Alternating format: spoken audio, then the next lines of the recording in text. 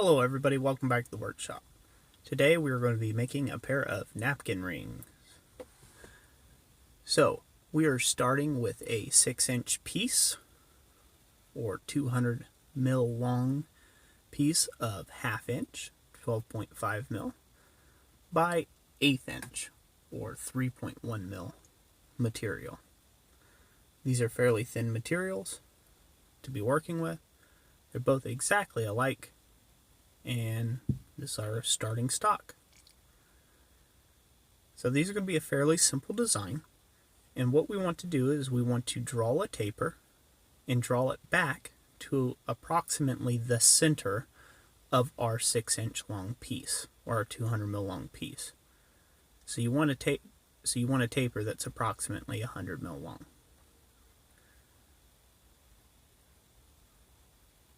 This is really stylistically what we're looking for. It's okay if it's not exactly this. You can come up with your own dimensions that you would like. But that's what we're going to work with here today.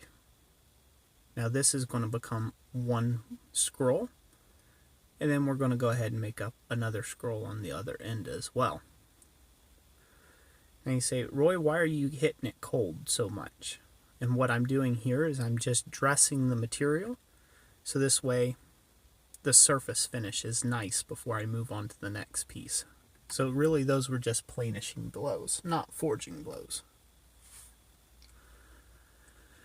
So after our first initial taper, we're going to flip the piece around like we're coming up here, and we're going to taper the other side. This is really where the basics of blacksmithing can turn into really generating you quite a bit of income. Just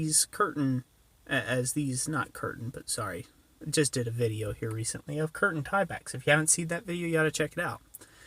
But this is where a very simple process as tapering is concerned can earn you some money. So these napkin rings may sell for about $10, or all the way down to around $8 for a pair. So you could probably sell a set of napkin rings for maybe $30-$40. And so far I've just done 2 simple tapers, and now we're going to scroll it up a little bit. This is nothing more than a simple bend. We're bending it edgeways. So we're going to go ahead and, keep making sure we keep it flat and true into plane. Sorry this shot was off the anvil, or was just slightly out of frame. But you guys can kind of see how it's progressing there. And that's it. That end is done. We're going to flip it around and do the other side. Now on this other side, we are going to go in the opposite direction. So essentially creating a semi S hook or S curve with this piece. This could also be considered an S scroll in a way, although be it very small. And you might be asking yourself, well, how are you going to turn that into a napkin ring? Well, with this right amount of material, we are going to be able to wrap a 1-inch piece of bar with this finished piece here. So after I get done forging on it here and getting it all planished up, we're going to be taking this over to the vise next.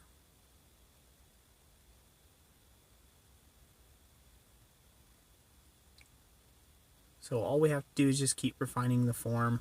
I kind of diddled with this a little bit more on camera than what I should have, but hey, it's all part of the process.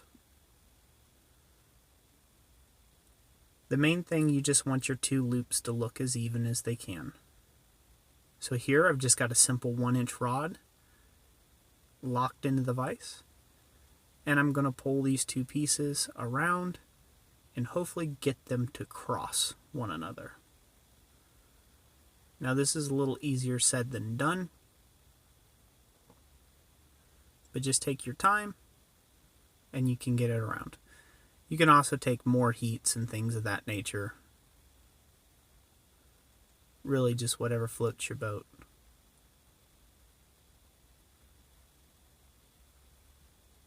But the ideal here is to create that S still on the front side of this piece.